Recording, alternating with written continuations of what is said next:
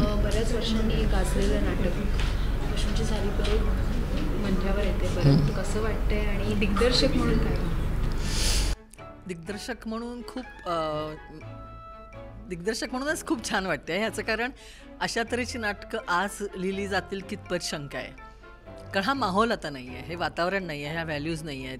आता आपण ते जे लार्जर दॅन लाईफ आहे नाटकामध्ये ते करायला मिळणं हे कुठच्याही नटाचं दिग्दर्शकाचं भाग्यच आहे.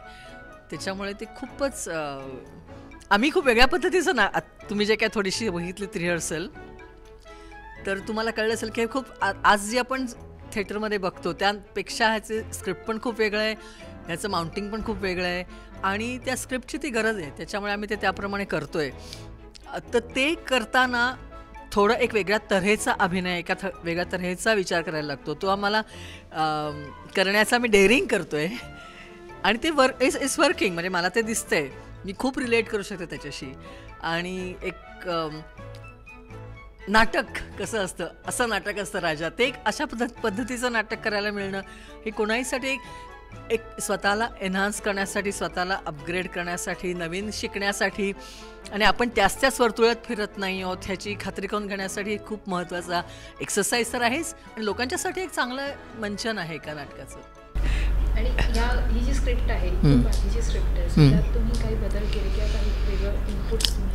नाही, बदल नाही केले. आम्ही लेन्थसाठी थोडं एडिट केलं आणि थोडं आमच्या लॉजिस्टिक्ससाठी एडिट केलं. पण बदल त्याच्यामध्ये आमचे शब्द ठरवून वगैरे असे आम्ही घातलेच असतील तर एखाद्या एंट्रीसाठीच अरे वा वा छान झाला समारंभ असे आम्हाला त्याच्यामध्ये काहीतरी पूरक हवं होतं म्हणून. पण कानेटकरांच्या ताजमहालाला विटा लावलं नाही आहेत आम्ही. आणि डिरेक्टर म्हणून हे नाटक बघण्यासाठी प्रेक्षकांना काय सांगतात? प्रेक्षकांनी स्वतःला झोकून द्यावं ह्याच्यात. प्रेक्षकांना आणि ती जबाबदारी आमची पण आहे की ते त्यांना झोकून देता येईल स्वतःला, ही जबाबदारी आमची पण आहे. कानेटकरांनी अशाच तऱ्हेचं नाटक लिहिलं आहे की लोकांनी स्वतःला झोकून द्यावं आणि हे एक जुनं नाटक म्हणून त्यांनी बघू नये, हे एक नाटक म्हणून बघावं.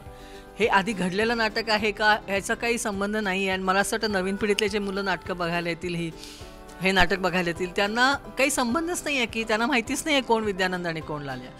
मग एक नाटक म्हणून त्यांनी बघावं. असतील असे नक्कीच लोक की ज्यांना नॉस्टॅल्जिया आहे, ज्याने तेव्हा बघितलं होतं ते कदाचित नॉस्टॅल्जियासाठी बघायला येतील.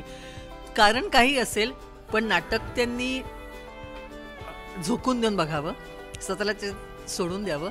कारण आजच्या घडीला दिसणाऱ्या नाटकांपेक्षा थोडं वेगळं आहे म्हणून, बाकी काही नाही. थँक्यू.